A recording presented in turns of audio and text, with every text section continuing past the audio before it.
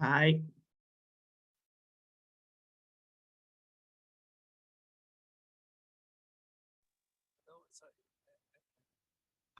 I wanted to check the sound, but Nice working. yeah, but I want to use my earphones, and so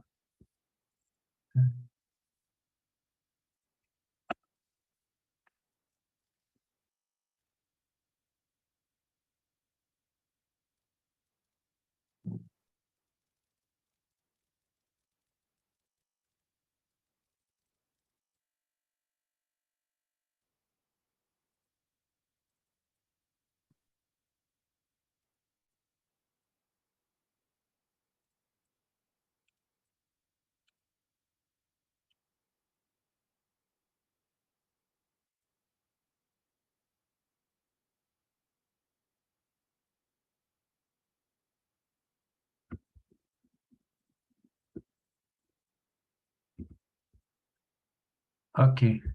So now it seemed to be working. Yeah. Okay.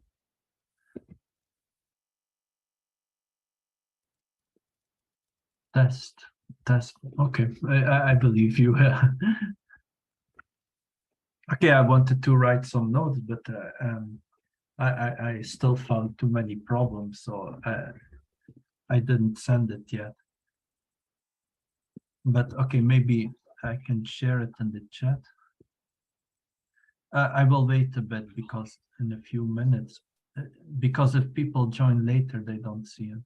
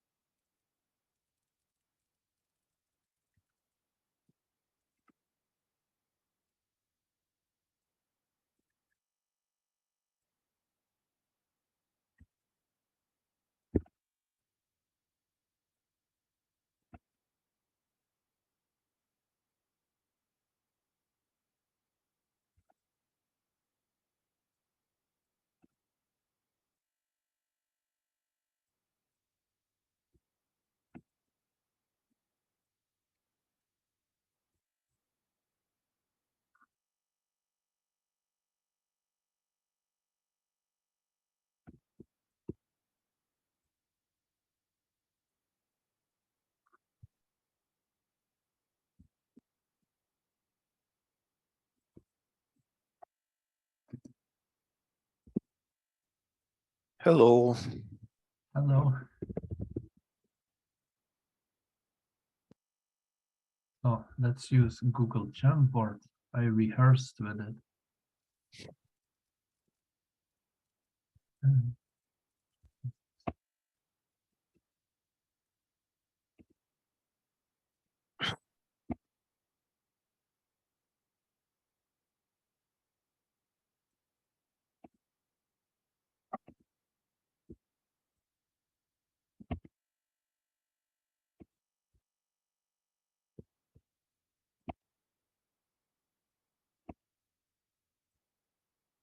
So how do you open a new Google Jam? Ah, here on the right button.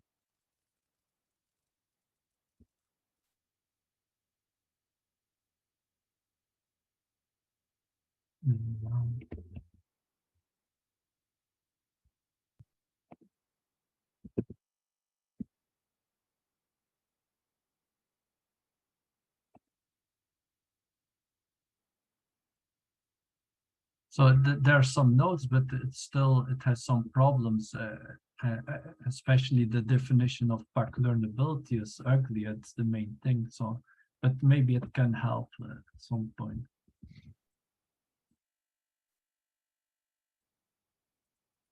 And so I should share the Google Jamboard, right? Like this.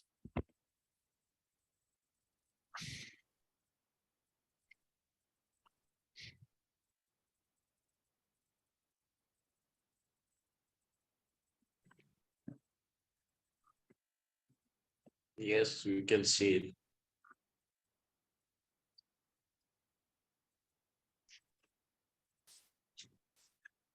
it. Can you provide also the link? Раз, два, три. Can you hear? Yeah. Yes, we hear you. Okay. And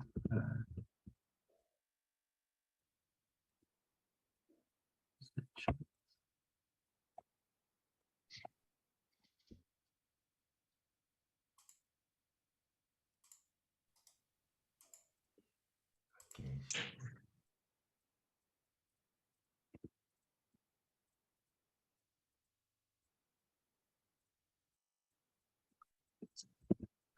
Okay. Please share it with everybody, because Yeah, yeah. otherwise we have no The- access. The link is in the chat. Yes, but you Okay. should share it. I mean, Sorry. Yeah. you should push certain button there. Anyone with the link? And I guess I need to copy a new link now. No, I think it's the same.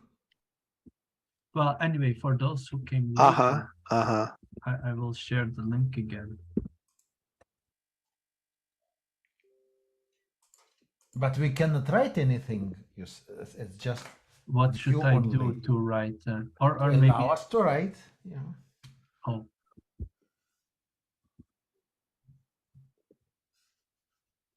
Sorry.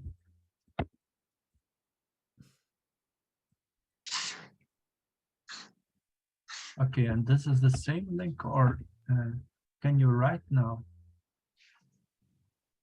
Let me see. No, we can't. Why? Okay, We then I can. have to put. Some people can. Some people can. But we don't need to change the link. We just need to be able to write. Okay. Yeah. Other people also can. Double check that hyperwrite. Okay, so today we have one more attempt to get a basic lecture on learning theory. Several times it was not very successful, so we try again. And did anyone else except of Bruno delivered or heard lectures on learning theory?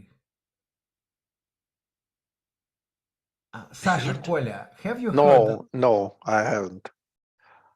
Okay, I then have heard lectures on learning theory. Yeah.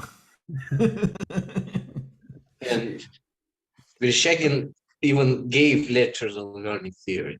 But forgot about this. So he is an ideal контрольный слушатель. So Kolya, since I have already heard as a guinea pig, I was already used as a guinea pig. So you should be now the official. Guinea pig. No, Official guinea pig. No. Sasha Shan has this story about speaker is like train. That Bruno already tried on me. So you should be now the main person. The person who blocks whenever I say something stupid or forget to say something. Or explain everything again in better way or whatever. Yeah. Okay, so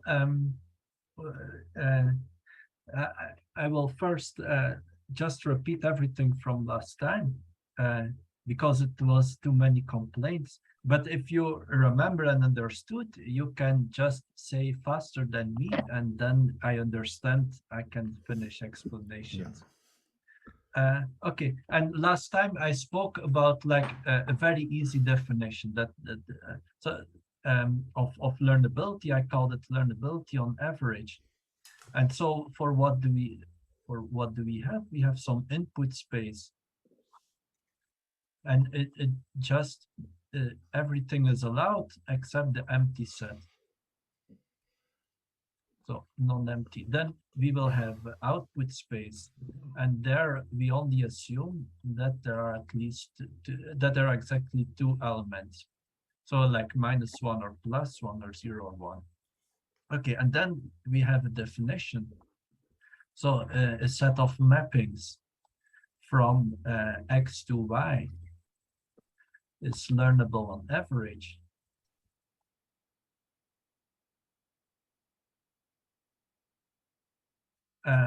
So if there exists a learner, and the learner is a mapping that gets a training set, which is a set of inputs, a list of inputs, and it gets the labels of these inputs, and it gets a test point, and it predicts the label of the test point. And so First, an argument should have the same length. yeah.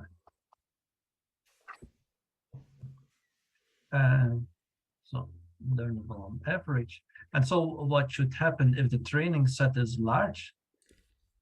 Then the test point should be correctly classified with high probability. And it should happen in the worst case for a choice of true classifier in H, and for the worst case distribution on X. So B over X. So the probability that the test point is misclassified, so that the learner given a training set is sampled according this training set of size n. So in modern literature and machine learning and so on, there is recent convention to use n for the size of the training set and d for the dimension of the input set. But okay, for us, X is any set. It doesn't have a dimension for now. So we pick X according to B, the test point, and we give the training set, so the list of inputs and their labels, to the learner and also the test point. And the label, the predicted label in Y should be wrong with small probability. So this limit should be 0 if the training set gets very large. And so it's simple definition. You can just write it down. That's it. And there are some trivial cases. So let's write down a few trivial cases. First, okay, H needs to be non-empty too. Otherwise, the supremum is not defined. And so the easiest case is if H contains just one function, and then it's very easy what this mapping should be, this mapping L. So L is called learner. So L should just... So what should this mapping be? Just let someone say what should this mapping be. We just output H of X. Yeah. And the probability is then? The probability of error is 0 always. Yeah. Let me say it in other words. So we say that H is learnable on average if we can, for every epsilon, we can choose n, so that given n samples, for every probability distribution, given n samples, actually n plus one samples, from the value of H, and for every H, value of H on those samples, we can produce H of X with probability of error at most epsilon, right? Yes. So the second trivial case is if f and g are always different. So H has two functions, exactly two functions that are always different. And then this probability falls to 0 as soon as n is at least 1. If you just see one example, then the learner needs to know which function it should believe. We know that both functions are different on that sample, and so we know which function we are given. Yeah, and so third remark. So now I claim that in any other case, this probability will always be non-zero. So it might tend to 0, but it will always differ from 0. So in any other case, we have 2 points. Let's call them x1 and x2. So in any other case, H contains 2 functions for which there are 2 points, x1 and x2, in which the 2 functions agree in x1 and disagree in x2. Wait a sec. You consider again the class of two functions. No, any class. So we consider three cases. This is case 1, case 2, and case 3 is all the other cases. And I claim in the other cases, this probability is always at least 2 to the minus n minus 1. So And it's why? just a simple exercise to get used to the definition. And why Okay, is so that? can you explain it if it's simple exercise? Or can someone explain it?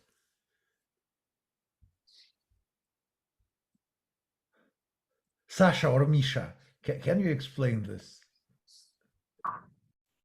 Well, I mean, then I guess in any other case, we have two different functions that coincide somewhere, Why? right? Why is that? I don't see why is that. Well, okay, you take any two functions. If they are opposite to each other, if they are different at every point, so then if there is nothing else, then this is the second case. And otherwise, there is a third function, and you take any point, and from it coincides with one of the first two at this point. So now we assume that there are two functions that are different, but coincide somewhere in X. But they also differ at some Y because functions are different. So then I guess we should consider a distribution which is 1/2 on X, where these two functions coincide, and 1/2 on Y. And with that probability, all the samples, first 10 samples are X, and the last one is Y. Yeah, and then you can fool any learner, because if a learner which sees a sample where there are only X's, he should output something on Y. But this training set is consistent both with both these two functions. So whatever learner, there will be probability at least. No, I think Okay, it's 1/2 of this, not? Well, I mean, I think we even obtain a stronger bound that it's at least 2 to the minus n. But I mean, well, the is it test correct? point, no, the test point can be equal to x1 with probability 1/2, and then we are right. So there's also probability over test point here. It's x sub factor 1/2. So we have the case that the training set contains n times x1, for which this holds, but the test point must be x2. Yeah, but you mean the learner can be probabilistic? I mean, no, it's deterministic. Sorry, there is no probability here. but then I think, But still, can if we the just learner make is it like always to always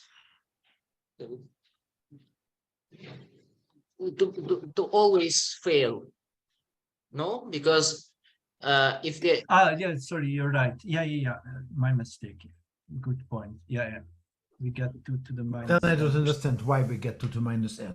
Say it again. Sasha, say it again. Okay, no. Indeed, sorry. We need this extra minus 1 because of probability of test point. With probability 1/2, it will be x1, and then we are right. With probability 1/2, so we need. Yes. Yeah. Yes. Yeah. And for probability learner, we can have a n minus 2. That's doesn't help. So for probable, you mean for probabilistic learner?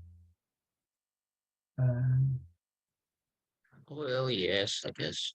If we just get randomly, if the learner guesses randomly the answer when it doesn't know it. Okay, so then the probability is bigger than 1/2 for the specific learner, but okay, if you use a stupid learner, you have a big error. It doesn't say anything. No, we have smaller error to n minus 2. Ah, okay, yeah, I see. Yeah, you're right. So, sorry, okay, yeah. So for deterministic learner, we have n minus 1, and Yeah. probabilistic learner, we have n minus 2. That's what you are saying. Yeah.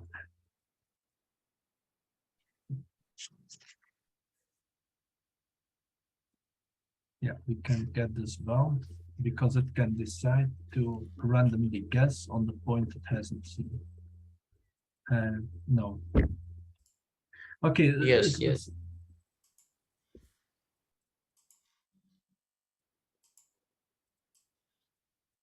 So you claim that. Yeah, I mean, any probabilistic learner, whatever it does, we take like it with probability at least 1/2, it predicts something. Like Yeah, let's say with probability see. at least 1/2, it predicts 1, then we like say 0.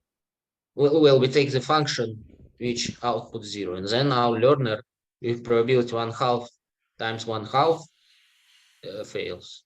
Okay, yeah, I got it. Yeah, so we have only minus n minus 2 for probabilistic learner.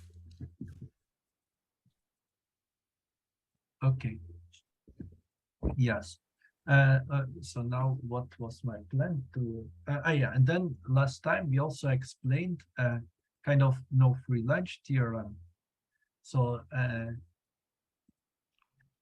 so it's let me make some space. We said that. But you can just go to next page, I guess. Well, let's keep the definition visible, because we are just training the definition. So lemma, if x is infinite and h contains all functions from x to y, then this condition is not satisfied. And we explained that we could bound it by 1/4 last time. Actually, we can get arbitrarily close to 1/2. Okay, so here is lemma. If h equals y, all functions from x to y, and x is infinite,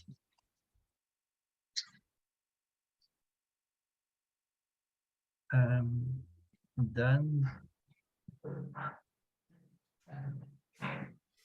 h is not learnable.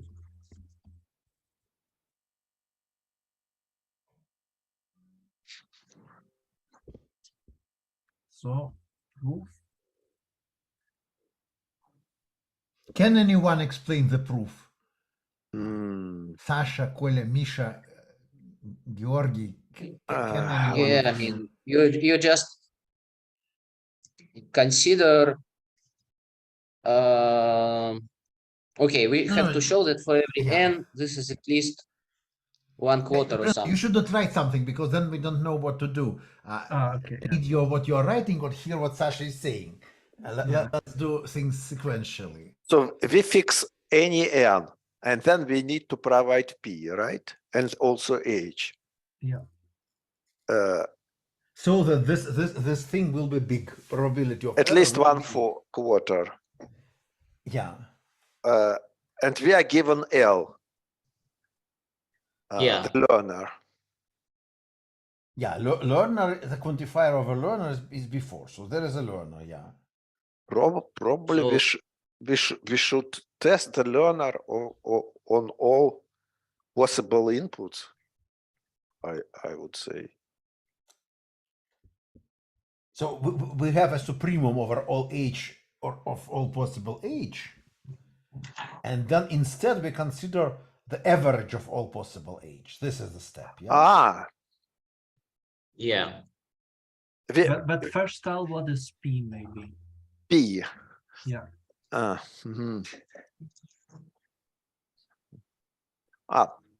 Probably we take n plus 1.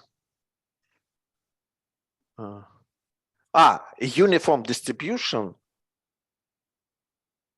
on x plus 1. We choose n plus 1. axis, fix n+1 axis, choose a uniform distribution, right?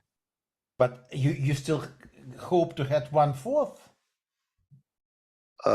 Right, 1/4. I mean, and Now, if you take n+1 points and you have a sample of n points, then you have a very good chances that the test point will be among them. So probability of error 1/4 doesn't look probable. Right. but maybe even that works, right? Because there is a sufficient like some constant positive probability that sampling even like n points from a uniform distribution on n elements, we will not see all elements. Yeah, we see only fraction 1/e, but let us use 2n points. 2n. Yeah. And that will work, and then it's easy because we know that fix n, size of training set is n, so half of the points are okay. And so the plan is to choose h randomly. So we need to prove there exists one. So let us take a random h. So we replace supremum by average. That's what we do. Expected value over h. And so we only have to think over h on 2 endpoints. So we have 2 to the power whatever functions, finite set. We take so surprisingly, p doesn't depend on the learner. P is chosen but h independently on the learner, but h will be chosen dependent on the learner because we prove now that the average is large.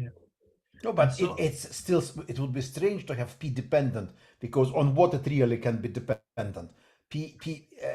X has no structure, so it's quite, all the elements of X look the same for us now. So.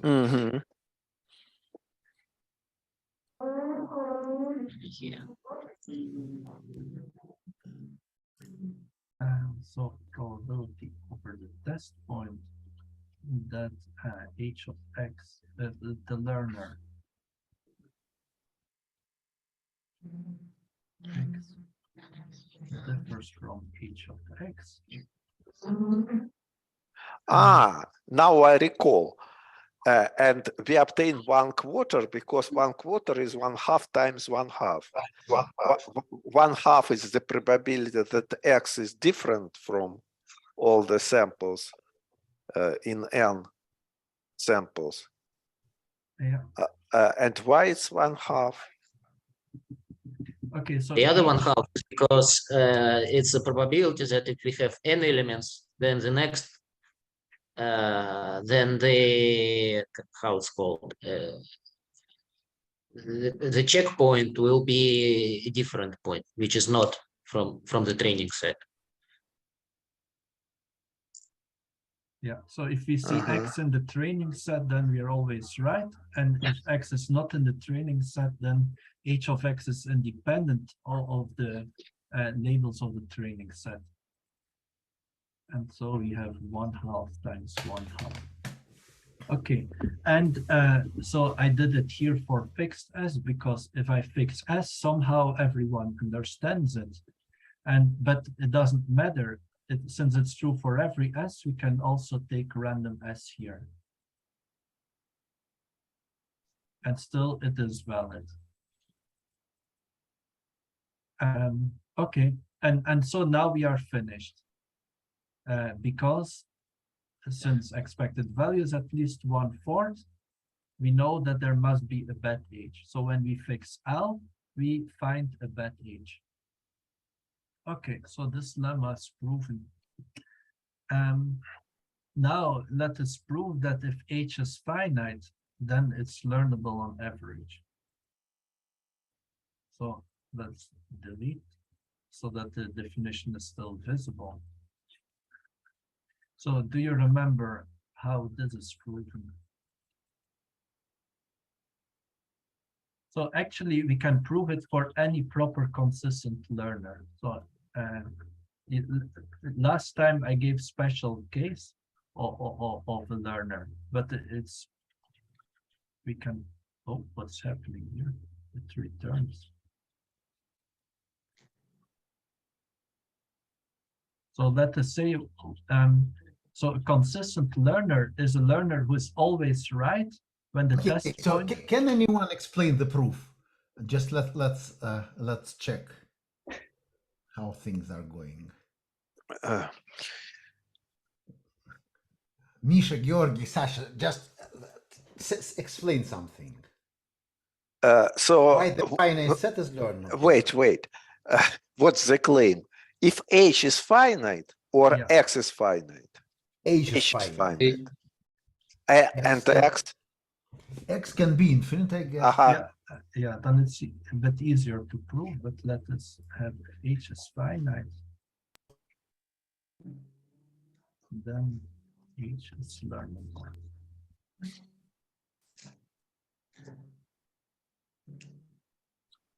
I mean, guess the proof. Yeah. we should predict, we should choose the first element of H which is consistent with all samples and output its value on X, right? What that else was the can we proof, do? I guess. Yeah, but And why the probability is small when N is large? okay, so let's do it again. If imagine that H contains two functions, and let us say that the second function will be the true function, and we use the algorithm you say. So we will, by the way, we will never be wrong if the true function is the first function, because the training set will always be consistent with the first function in this case. So only way to be wrong if the training set, if the true function is the second one, and the training set is consistent with F. So we need to bound the probability that a training set with n points is consistent with the first function, and so both functions are consistent. So x1 equals y1 and f of xn equals yn. But the test point is different. Sorry, we are not ready. And let us call it x tilde. F x tilde is different from h x tilde. And so I claim that this probability is at most 1 over n plus 1.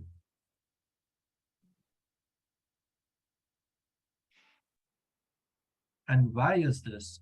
Well, For every probability distribution P, right? Yeah. So for all xi taken from P, for all i's and x tilde taken from P. And why is it true? Well, oh, sorry, I should write hx1, hxn. And why is it true? Because x tilde and x1 and xn, they have identical distributions. And so we can think about sampling n plus 1 points and then declaring one of them to be x tilde and the other points x1 till xn. And we can just pick x tilde randomly in this way. And so, so we have two steps. So first we pick the n plus 1 points, and then we select x tilde among them. And in the first step, we can already have failure. Like if there are 0 points or 2 points for which f and h differ, we are already failed to have this event. And if it doesn't fail, we have exactly 1 point where f and h differ. And then we have to pick x tilde among these points. And there is only one chance in n plus 1. And so that's how we get this bound.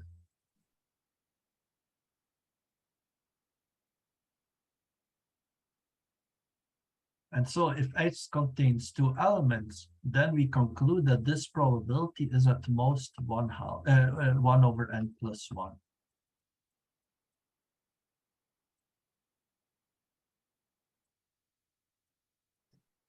Okay. So we've proven that a set containing two classifiers is learnable on average. It's okay so far. So then let's take any finite class. Let's call it F1 till Fk and use the same learner. So now there are different events. There are different bad situations for us.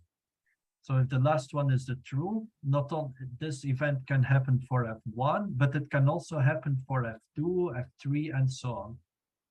And so we need to apply union bound. And so we need the probability that there exists I for which Fi of x1 equals and so on. So all the same things, but with Fi. And so by union bound, this is at most k divided by n plus 1.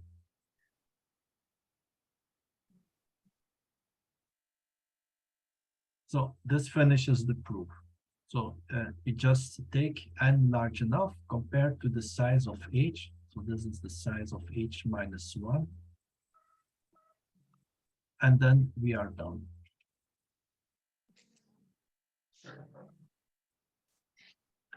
Okay, and so this technique is called leave one out technique. And so why do I speak about it? It is because in one of previous talks, there was a question, can we give direct proof that half spaces are learnable without using VC dimensions? And so I made a self-contained proof, and the last time we realized, at least my proof was wrong, and Sasha Shen gave a counterexample. But now I will explain the fix. And unfortunately, proof is a bit more complicated, but I think it's very interesting. I mean, the complications are things that are used in many other places. So I'm still happy that, okay, so the proof of last time, it still works, but we need like 3 other results. And first one is easy. First one says that if okay, the proof consists about an optimization problem. And so there was convex optimization problem with constraints. And now I will use only linear constraints, and then things are easier to imagine. And first result that we will use is if F is strictly convex in some convex set, then it has unique local minimum. So strictly convex means that convexity property holds strict. Okay, somebody is drawing something. Strictly convex in convex set C, then F has at most one local minimum in C. And it's also a global minimum. Yeah. So every local minimum is as a global minimum. Indeed, imagine that at this point is a local minimum, but not global minimum. Then there is some other point, this one, which is smaller. And then if we move along this line, we see that even locally, the curve the value of the function should decrease even more than for a linear function. So there is a guaranteed decrease locally. If there is other point where the function is smaller, moving in direction of this point, we'll guarantee local decrease immediately after leaving the origin. And it's also true if there are 2 local minima that have the same Sasha, say it again. I didn't Imagine want, we have a local minimum. right. Here is local minimum. Where is this upper point, right? No, yeah, imagine I should get a contradiction, assuming that it is not a global minimum. Uh-huh. So for that, we assume that there is another point where the function is smaller. Mhm. And then we look how the function behaves when we move linearly from this point with constant velocity from this point to this. Uh-huh. If we move along the line, it surely decreases. But because of the upper convexity. bound should be decreased because linear behavior. Uh-huh. Function is even below this thing. I So see. definitely will decrease locally near the presumed local minima. So it's not a local minimum. I see. Yeah, and I just wanted to, we only care about local minima in the proof. And so I will also say that it can happen there are two local minima that are both global minima. It's also impossible because the function f in the middle is below. And so we can define convexity. Okay, so. Yeah, but it's possible that there is no local minimum. For example, for a linear function on the entire space, of course, there is no minimal point and there is no problem. But if there is a local minimum, it's not strictly convex. No? No. Sorry, f is here. F is strictly convex. Yeah, then why do we have so? But let's repeat the definition of strictly. No. The question: is it possible to have a function without local minima? Yes, exponential function is strictly convex and has no local minimum. Yeah. So. But it's not strongly convex. No, quite strongly convex. No. Strongly convex means that second derivative is bounded away from zero. What? So that's a stronger assumption. Okay, it doesn't matter for now. No. This is So what this you're is writing strictly now. convex. Who is writing now this? So f is strictly convex if for every a and b in this class C, in the set C, this inequality holds.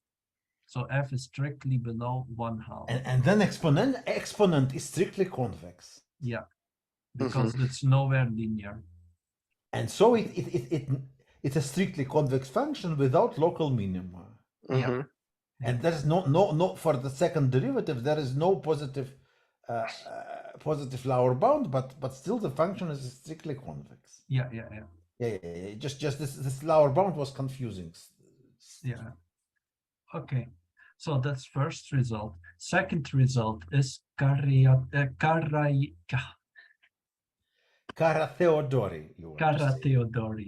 theorem about cones, and so it says that if we have if a vector belongs to a cone of n points in d-dimensional space. Okay, let's draw a picture. So there are some vectors, many vectors, in d-dimensional space, and there is a cone with positive all the non-negative sums. Yeah. And if there is a point inside the cone, this point is by definition the non-negative combination of these vectors. Yeah. And the claim is that one can find another non-negative combination of these vectors, which contains only d vectors. So we don't need, it's enough to use only d vectors out of all n, still getting the same point. So who can explain the proof?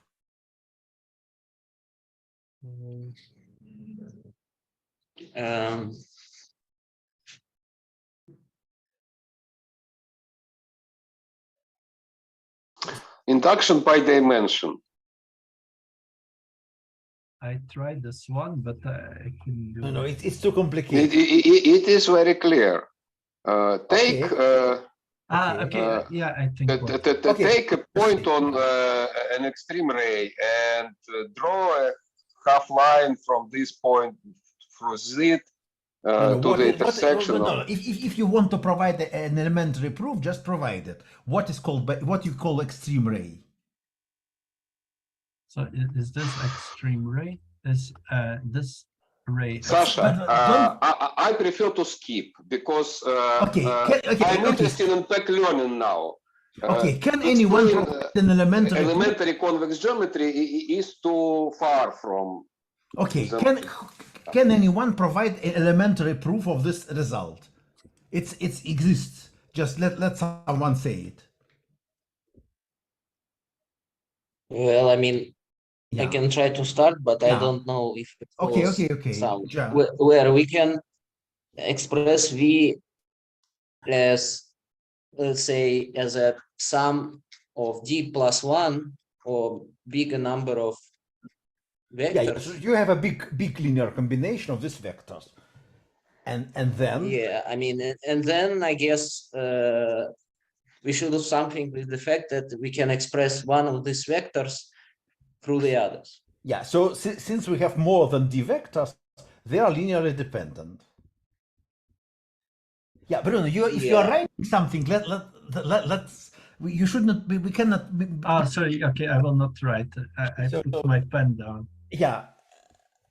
Okay, so we have a linear dependence between some of these vectors. So what?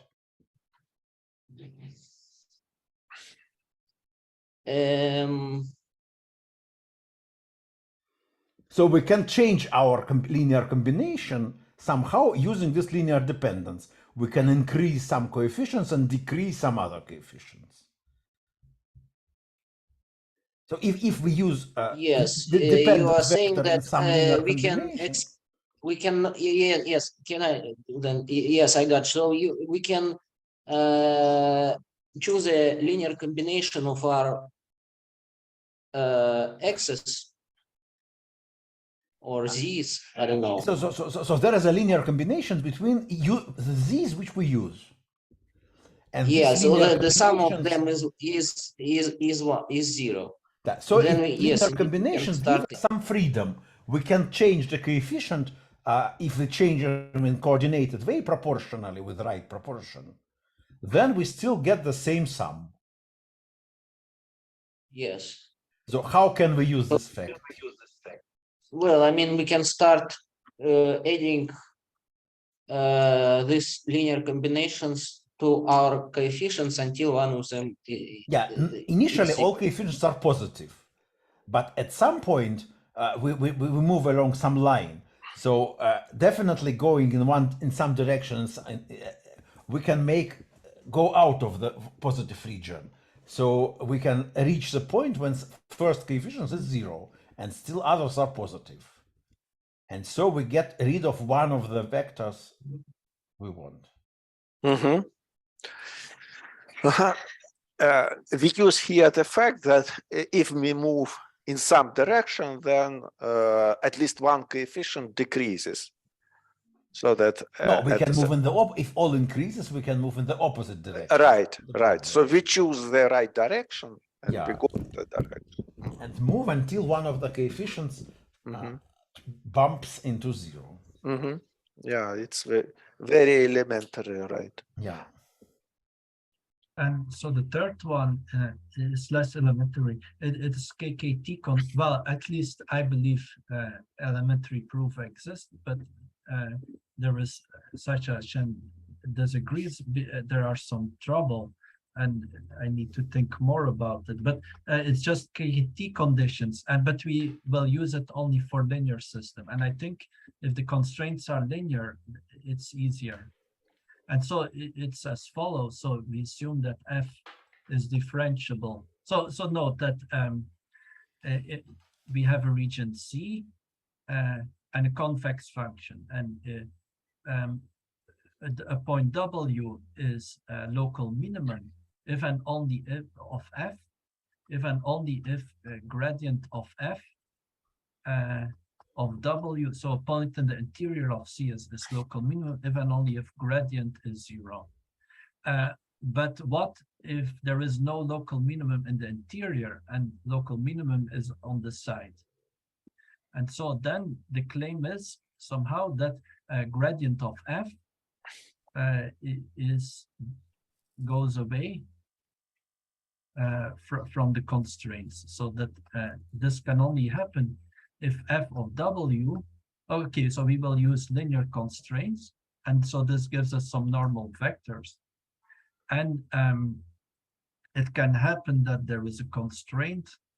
There are several constraints and some point active, and the point and the intersection of some constraint is a local minimum if and only if gradient of f is in the cone of the normal vectors. So let me write this informally. So f, we assume f is differentiable and convex in a region defined by linear constraint.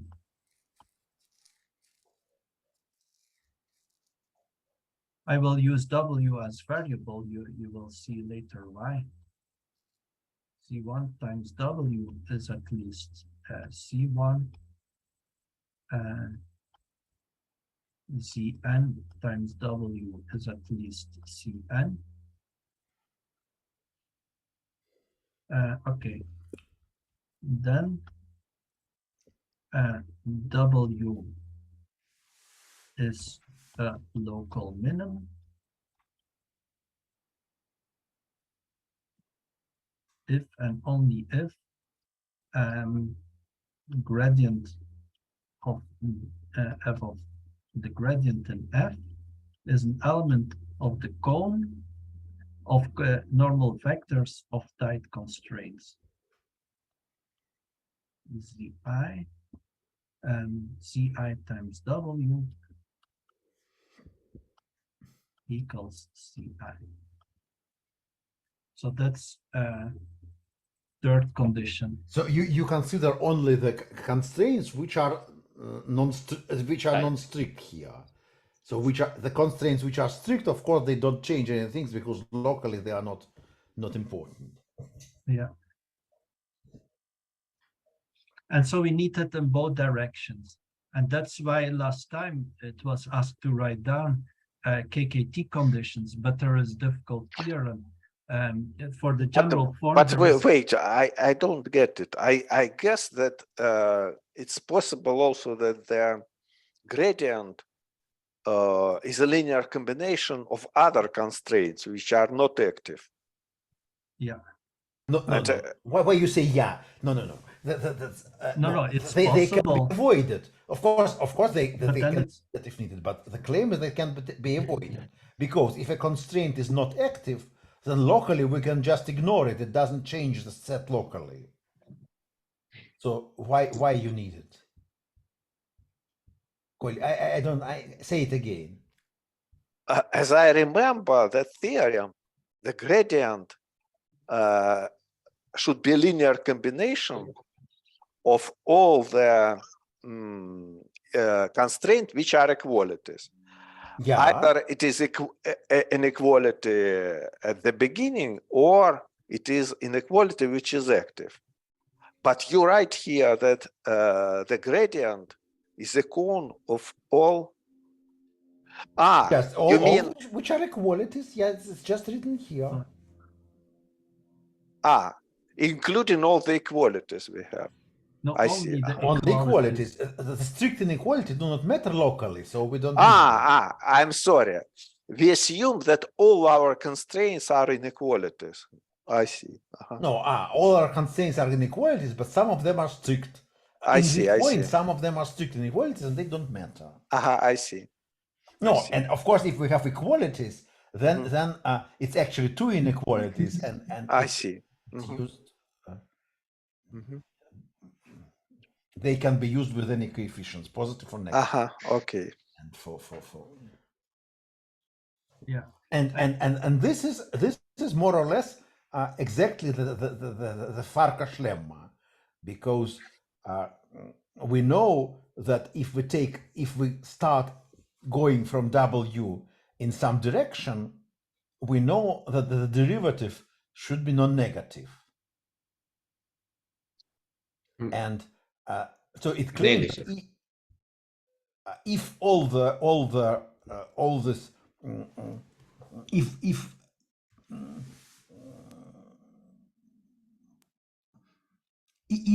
there is some vector which goes in direction of all these things, it also should go in the direction of gradient.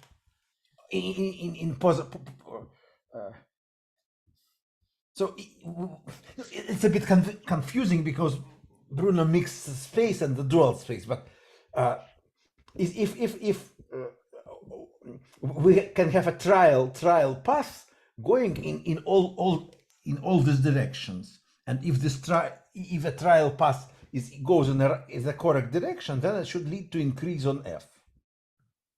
And this means that if these things are non-negative, then this thing is non-negative. If all the constraints are non-negative on some vectors, then the derivative should be non-negative on the same vector. So you apply this direction you explain now. No? So you're now explaining this direction, right? No. I am explaining the direction from left to right and explaining why it's Farkas lemma. Okay. Yeah. Kolya, is it clear or not? No, it's not clear. I guess, didn't know that you started proving something. I guess that the Farkas lemma is the statement, but for linear functions, f. Yeah, the Farkas lemma says if positivity of some linear functions implies positivity of some of other linear function, then the latter is the positive combination of the previous ones. Mm-hmm. This is Farkas lemma. If they are linear function and this implies that some other function is positive, then linear eta is in the cone of xi1, xk. This is Farkas.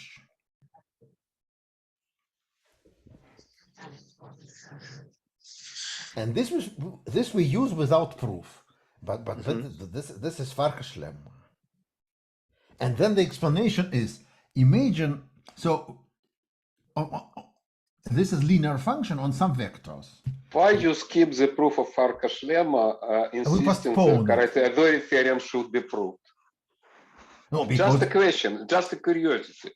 Because this doesn't have, I don't see any proof of this which avoids quantifier elimination. So it cannot be explained just in one sentence. There are geometric proofs. Yeah, I agree. This geometric proof is nice, but there is a problem. You need some kind of quantifier elimination, but it's another story.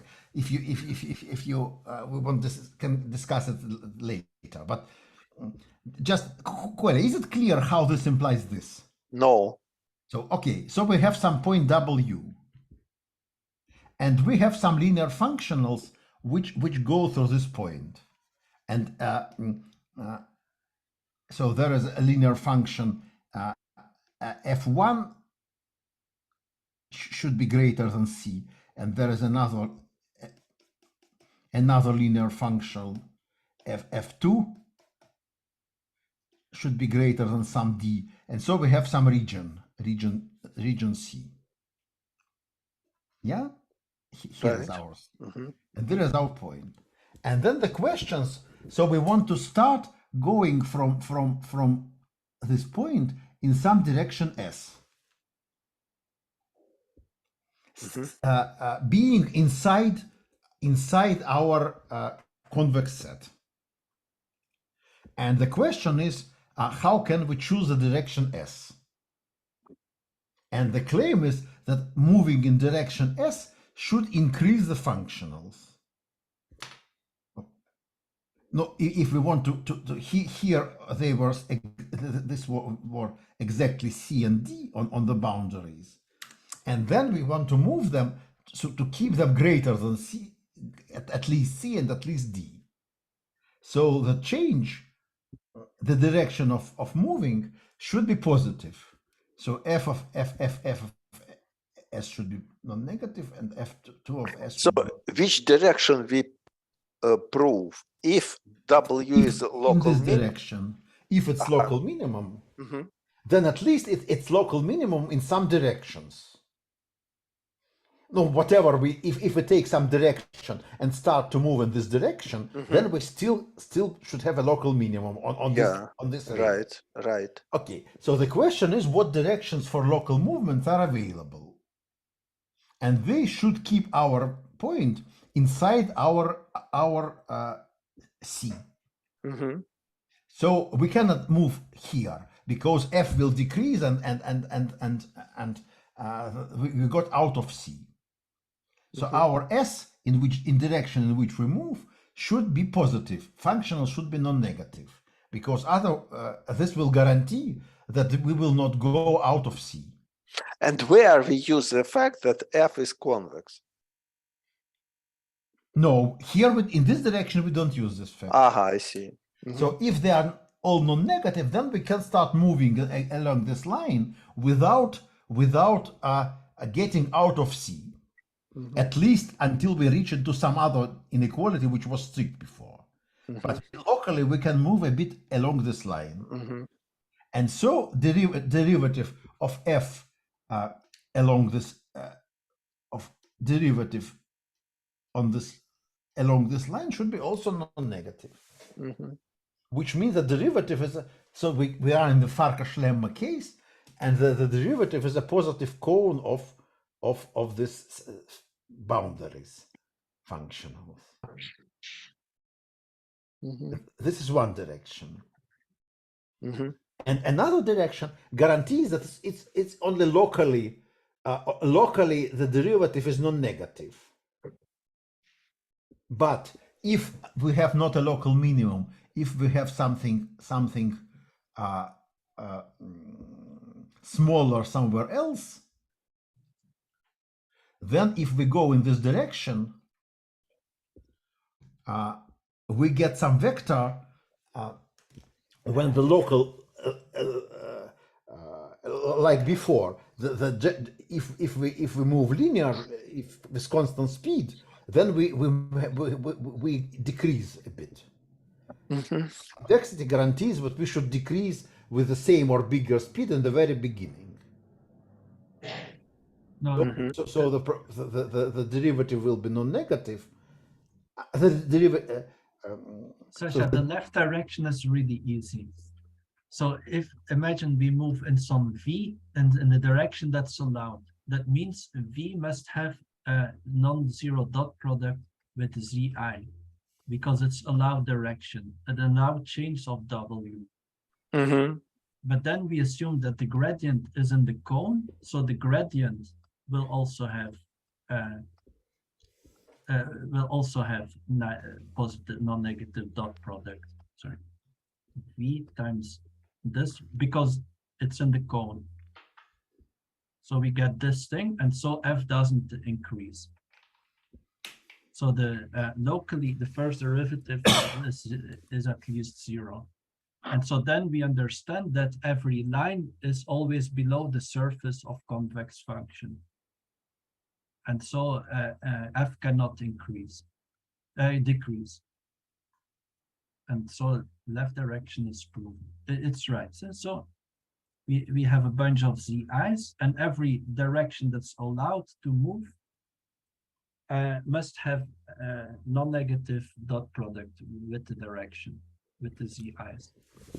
And so this assumption directly gives this. Okay, I think it's so. In the other direction, we don't need Farkas-Lemma, because in this direction it's trivial. But we need this argument with convexity, which we already used when we have two minimum, when we have to prove that it's a global minimum. Yeah. Okay. So so now, here this W is also a global minimum, maybe non-strict. Yeah. Okay, but now we should explain why half spaces are pack-learnable. And so I will explain why homogeneous half spaces are pack-learnable, because we can always increase the dimension by 1, and so that's enough. And so the learning algorithm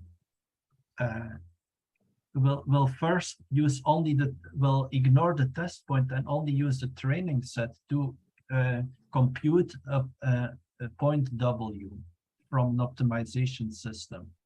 So it will try to find a separating hyperplane. Let us first write. We have a training set x1 till xn, and then we know the labels y1 equal to h of x1, and so on. Yn equals h of xn. And so we will compute a vector ws, which is a maximal margin separating hyperplane in some sense. But since we're using homogeneous half spaces, we need to change the algorithm a little bit. So solutions of, so objective function minimizes 1/2 of norm of w squared, and it's subject to y1, okay, so yi xi dot product w should be at least 1 minus yi, and I will assume that all the y's are in -1 and +1. Polly, do you understand what is happening? No. So okay, but just no. Bruno wants to use this notation. I don't want to interfere, but then you should take care of something understandable. What is a half space? It is it maps some input to the sign of w times x. So that's this is a function that maps vectors, d-dimensional vectors, to -1 or +1. So sign, and the tricky part is that sign of t is equal to +1 if t is at least and 0. here we are how we define sign of 0. Yeah, it's +1, and so it's +1, an asymmetric function, and that's a problem for us. For example, if one of the training points is the origin, then it will always get the label 0. And so we can, in SVM, they don't have this second part, so that they delete this, but we cannot do it because of the special case. I'm speaking about homogeneous half spaces. So I have to add this silly thing here. If yi equals 1, then it's at least 0. And if yi is -1, then we are bounded away from 0 and the negative because of all this additional yi. So I is equal from 1 till n. Okay. Maybe it would be better if you consider just two cases. If the sign is 1, what do we want? That it is positive. 0. Yeah, at least 0. And if the sign is -1, at least 2, right? It should be negative and strictly bounded away from some point. The reason is that we want to have a point at maximal distance. So imagine we have pluses and minuses. We want to find a half space that has all the pluses on one side. So either greater than 0 or less than -2. Yeah, and we want to maximize the distance between the closest one, the closest negative point, and the hyperspace. Therefore, we compute the projection. Yeah, so that's what we want. And why we divide by 2? I can't understand. Okay, I say maximize. I don't know, that's when we need a gradient. Yeah, that's like a habit of machine learning people. They always put 1/2 in the front, so they need a lot of gradients, and they don't want this factor 2 in all formulas. Yeah, so it's unnecessary. So let me say it again. You have some points in the negative part, green points. You have some points in the positive part, right? Yeah. And we consider a line so that all the positive points are either to the left, so to say, or on the line, and on the green point are so constant apart the line. So the product is at most -2. So this is for green points, this is for... So we have two types of constraints. If we have a positive point, then information about half space is in non-strict inequality. Something should be greater or equal than 0. And if we have a negative point, it's a strict inequality.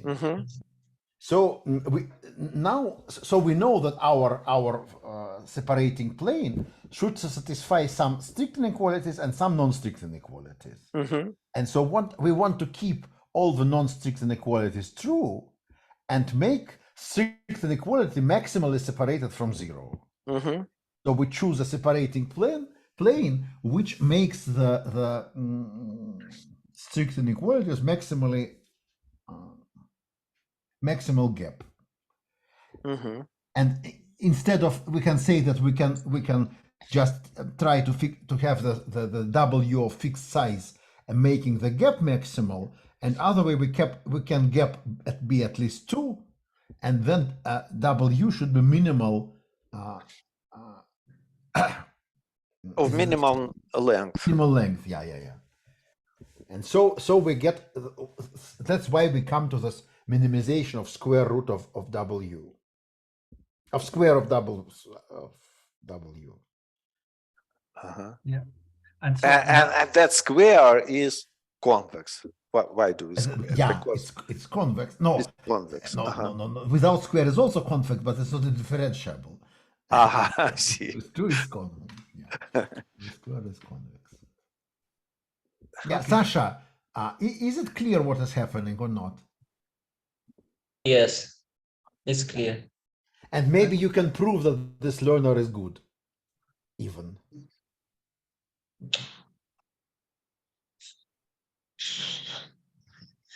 Okay, so we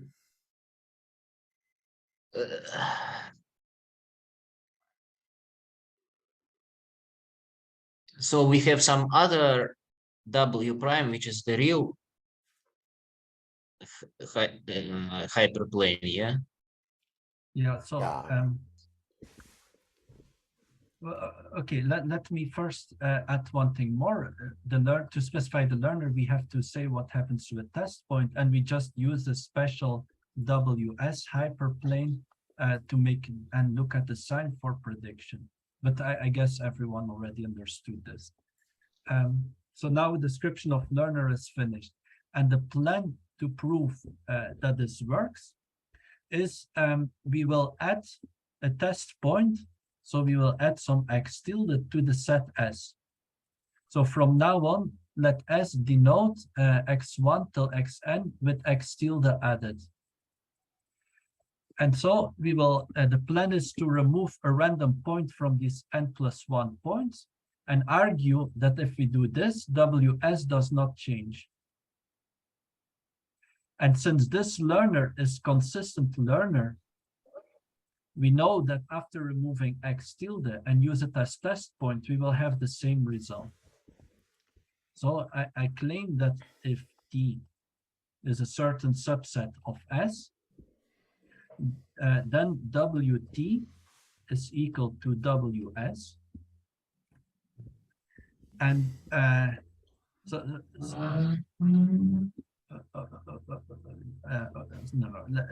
let me use better notation. So let us keep S as is, and I will prove that WS union x tilde is equal to WS with high probability when we define x tilde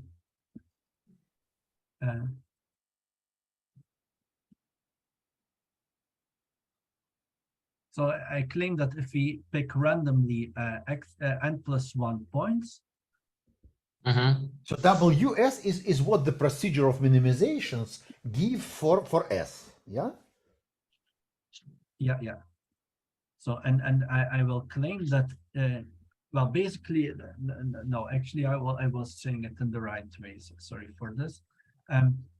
Imagine that we have n+1 points, and let us call this augmented set S plus.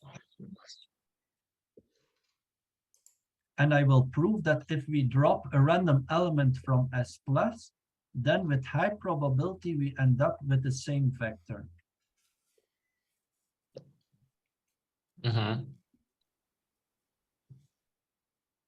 And since WS plus is a consistent learner, it means that the element that was dropped will be correctly classified as when it is a test point.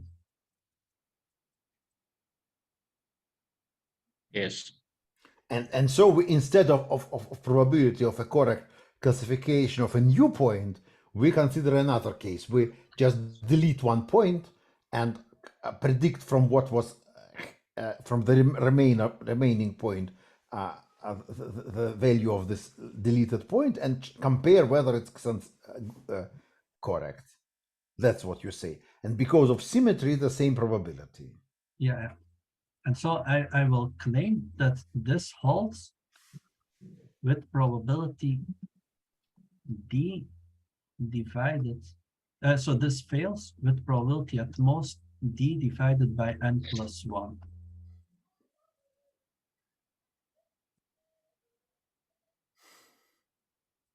So S plus contains n+1 points. And if we drop a random point from S plus, the WS will be different with probability, with at most this probability. So that's what we're gonna prove now, and then we are finished. Because if n gets large, this probability goes to 0. Yeah, Sasha, is it okay? Is it okay? What do you understand what's happening or not? Yes. Yes. Yeah. So we again we use leave one out technique. So we first generate n+1 points, and we will take a random one to be the test point. And I will claim that at the moment we generate n+1 points, this WS plus is a consistent learner. And when we drop the point again, the WS remains the same. And it means the test point is correctly classified. Okay, so why is this true? Well, where does the training set appear? It appears in the constraints. And so it means we can drop, if we drop a random constraint, then W remains a local minimum. That's what I'm saying. So when I drop a point, it means I drop a constraint. So I drop a random constraint. And so I will now claim that at most D constraints are relevant. And why is it? It is by KKT condition. So we know that WS plus is local optimum. And we know means to be global optimum. Yeah, that means that WF is in cone by KKT conditions.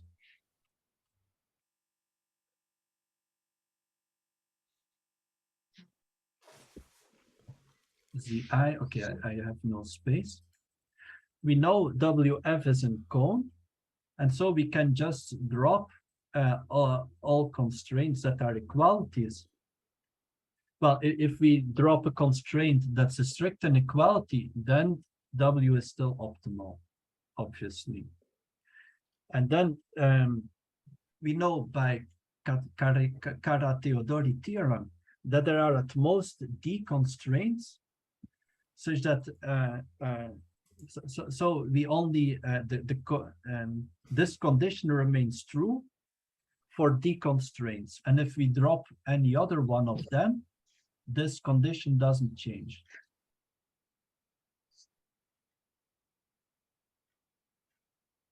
So if we drop a random constraint that differs from these D constraints, we are good. And so we conclude that after dropping the constraints, local optimal with so S plus. So we get the local optimal with S, now with the other direction of KKT, Karush-Kuhn-Tucker with S. I see. And so, and since the system has at most one local optimum point, we have that WS equals WS plus.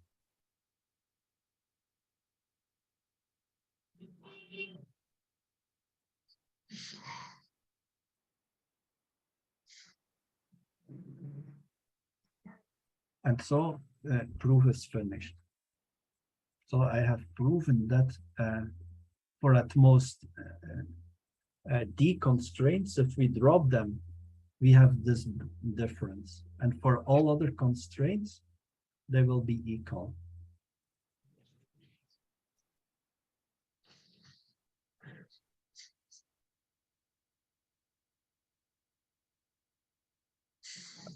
Okay.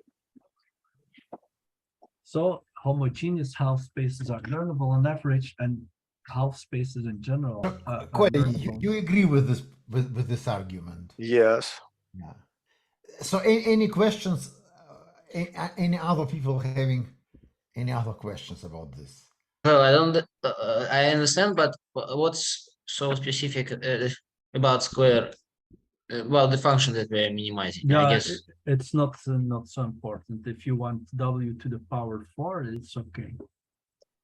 Not because then the derivative will be 0. No, it's not obvious that.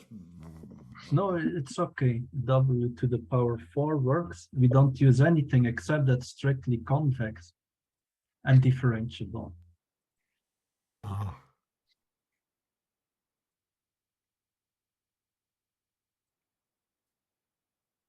But in that case, the gradient is just W, the vector W. Yeah.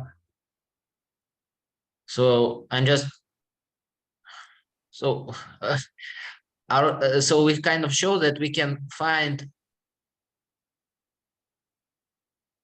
a W which satisfies these constraints and can be expressed as a linear combination of gradients of tight equalities.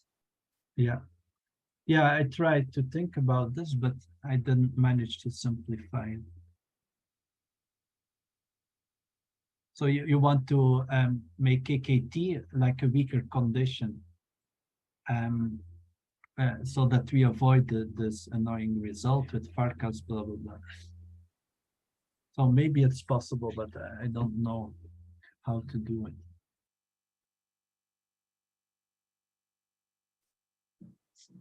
In any case, you need some convex geometry. It's inevitable. Yeah. Well, I mean, is there a proof of this statement? Or it's just an opinion? Who knows? There is not. I mean, it's not highly a formal suspicious state. that the function is really irrelevant that we are minimizing. Well, we need convex, differentiable, and sorry, strictly convex and differentiable. That's what I use. But then any function works. Yeah. Otherwise, any function can be used. And it's highly suspicious, I would say. But okay, we can go on, I guess. Move on. Well, it's almost 8, so that's not much point to start something new now. But I can say something. No, but just maybe you can say general things, what is learnable and what is not, and or maybe explain the polynomial things. Just give a definition and some survey what is learnable and what is not. So actually, polynomial time pack learnability of linear functions is extremely important and also very difficult. So the realizable setting is well understood, and you can do it with VC dimensions too. And now I think it's even easier. because we took so much time. But for agnostic setting, it's not known whether you can do it in polynomial time. So what you don't know what can be done in polynomial time? Say it again. So whether half spaces are agnostically Park-learnable in polynomial time. Agnostically. Yeah, agnostically Park-learnable. And so what is the big obstacle? It is when you say agnostically, what is this? Say it again. It means that you can find a half space that performs as it means that you can find a decision rule that works almost as well as the best half space, but there is no restriction on the labels here, so labels can be randomly generated. No, I didn't understand anything. So half spaces are agnostically Park. So there is a unknown fact, unknown open question. Yeah. Can you state what is the open question again? Well, I need to. Sasha, agnostic means that the objective function is not necessarily hyperplane. It can be any function. And our task is to learn it, in a sense, is to output a hyperplane which approximates it almost as well as the best hyperplane. So we are learning we are learning arbitrary functions. Right. Yeah. But the restriction is we don't require a good approximation, but almost as good as it possible by linear things. Mm-hmm. Yeah. Yes. And so the obstacle is that given a training set, it is NP hard to decide whether there exists a half space that's correct with 1% error, or every half space makes at least 0.49% error, a 0.49 fraction of errors. It's NP complete? NP complete, yes. Uh-huh. So without polynomial time restriction, that's agnostic learning is obvious because we're just asking for the best approximation. So if the learner gives the best approximation, then it's by definition is a perfect agnostic learner. Yeah. Yeah. So the problem is only in the complexity problem. Yeah. Yeah. Yeah.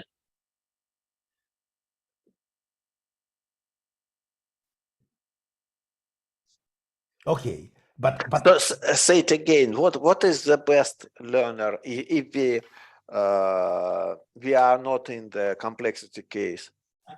Okay. The best learner is the one that minimizes the error on the training set. So we output a hyperplane that minimizes the error. Sorry, it is not true. It is not okay. You can formalize best learner using sample complexity. So how much samples do you need to get a certain accuracy for worst case hyperplane and worst case probability measure. So in this setting, we have some class of functions which we learn, or we just try to learn all functions. So we try to learn all functions. It does not even need it to be function. Labels can be randomly generated by some distribution. So that's the normal definition. We just have to produce some function that classifies on test set as well as the best hyperplane.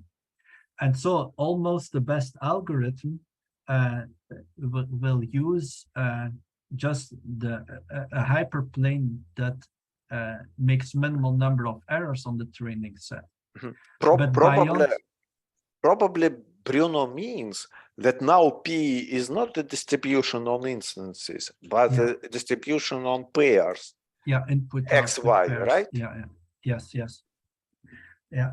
And so and learner that optimizes, it's called empirical risk minimizer. It's just a learner that outputs decision rule and hypothesis in the class H that makes minimal error on the training set.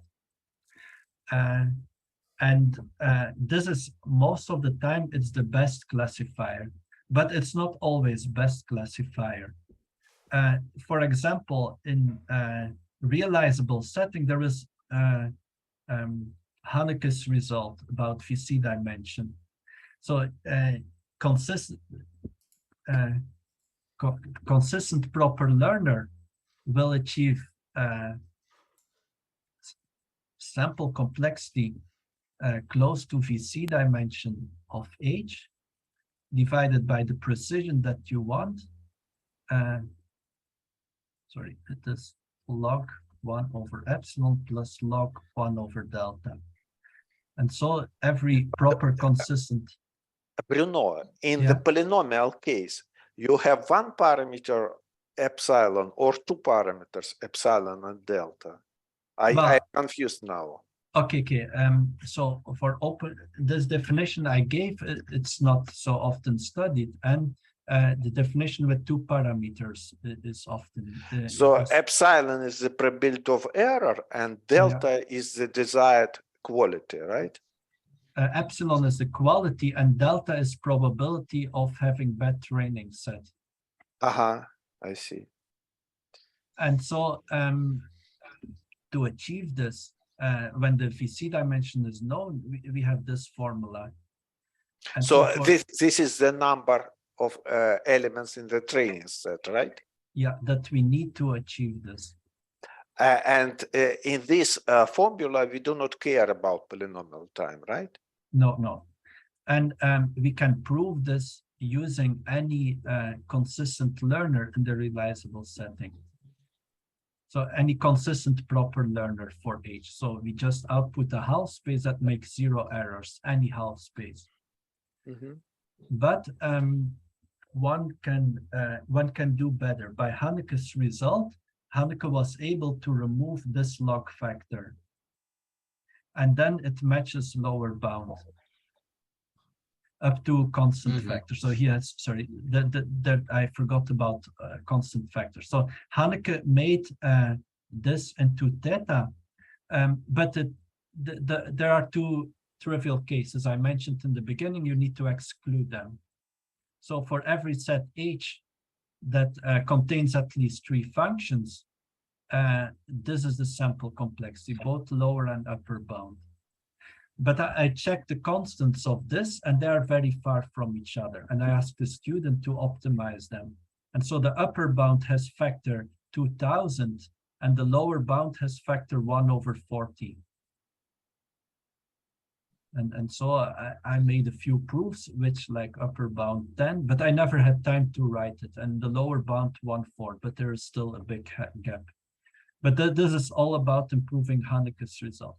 But it's very important, because if you want to know what is the best machine learning algorithm, you need factor 1. And so nobody seems to be interested in this. Okay, but okay, this is just something I did 2 years ago, but I never had time to write my algorithm down. And the algorithm is not proper consistent learner, and in fact you can prove that lower bound for consistent learner, proper consistent learner, has this logarithm term, so you cannot get rid of it. When you say proper learner, what do you mean? So the learner must output a hypothesis in the class H, I see. A classifier in the class H. And what do you mean by consistent learner? It makes no mistakes on the training set. But you consider now which case, agnostic or realizable set? Realizable set. Yeah. For agnostic case, the tight result is already known for some time on sample complexity. But it's terrible proof with Rademacher complexity and integrals. So I immediately forget it each time I read it. No, maybe some of the seminar participants, definitely not me, but some more clever ones can force you to write down it, or write to explain this and then write down, so it will be some kind of closed case. There is also something in the chat that Viali wrote that Karateodori Tiran. It's about the previous okay, discussion. It's Karateodori theory. I'm sorry, it was a message to a particular person. Okay. Yes. Okay. So I've written some notes, but I found more problems while discussing this morning with Sasha, and I couldn't correct them. And then I will send it to the mailing list. I think if it's in more or less decent form, there are some more things I think I could talk about it. So the other things are about polynomial time fact learnability and about so two-term DNF that you cannot learn it. You cannot have a proper consistent learner that works in polynomial time, but it's still pack learnable. You can generate hypotheses in a different way. And actually, Volodya Podolsky told me a nice proof that works for two-term DNF instead of three-term DNF. And I've never seen such a proof anywhere else, so I think it's interesting, but it's also easy, and he said it's obvious. And I agree, if you know it, it's obvious. So, but the two-term DNF are not learnable. Yeah, two-term are not a representation learnable. So you cannot have an algorithm that outputs a two-term DNF that is accurate. So that maybe we can ask Volodya to explain this next time. What do you think?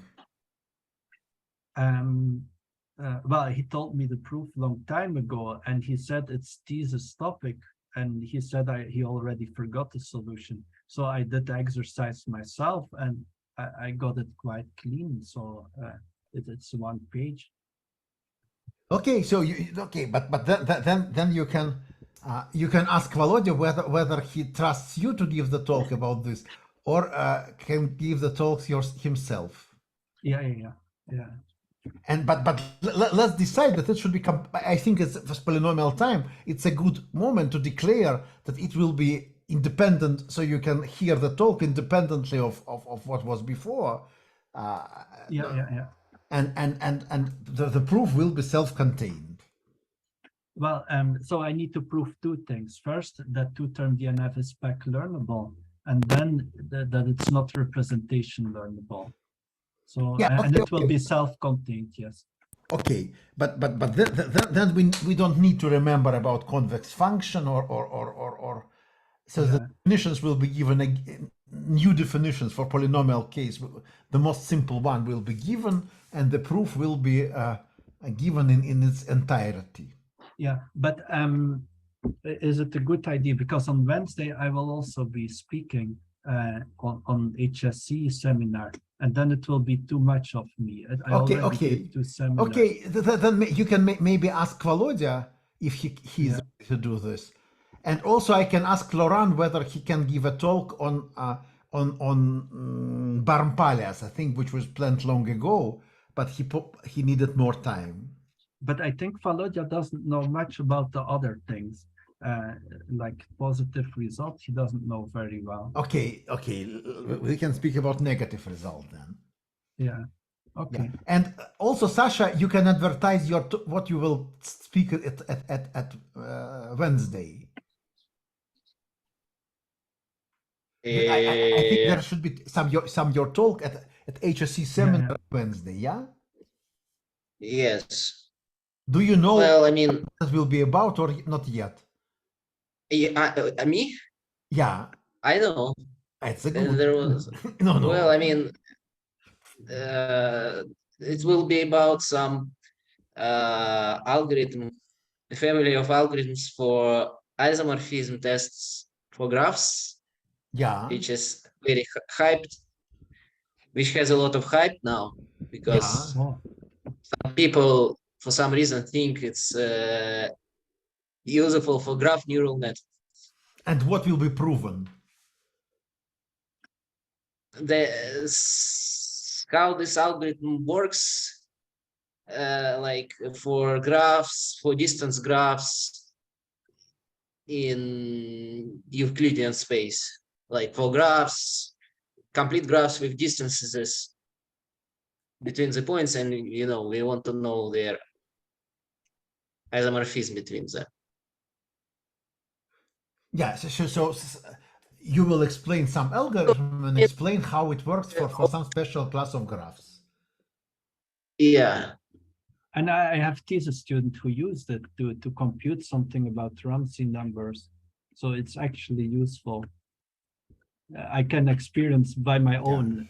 Yeah. Unfortunately, this coincides with logarithmic information theory, which is a very bad idea, because actually information theory is once in 2 weeks, and one can easily avoid this if we coordinate in advance. But okay. But then we can move the lecture. It's not a problem. No, but it's already announced in both cases. I just had got a message about this Wednesday, and I got everyone got a message. So yeah. That's very bad, and that's me who should be blamed for that. Yeah. Okay, we agree, and we blame as you require.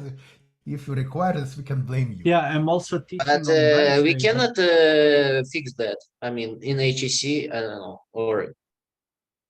But I think HSC can just move the lecture. No, if it's possible to move the next week, it will be solution, because there will be no algorithmic information theory seminar next week. But next week we will have another talk. Yeah, my talk, but for me it's no problem to move it. No, it's a problem. I will be fired if we should have both talks already in January and February, and because I was lazy to arrange everything. No, but why you should have it in January and February? But why not on Thursday? Because we have a promise to have one talk each month, and we have already missed 2 months. Yeah, but why not do it on Thursday? Because on Thursday I'm busy. Okay. Or Tuesday. Okay, so for the next Monday, so I will ask Laurent, and Bruno will ask Volodya, and we'll see what happens. Okay. Yeah. That's good. Okay. Okay. Bye. Yeah. Bye.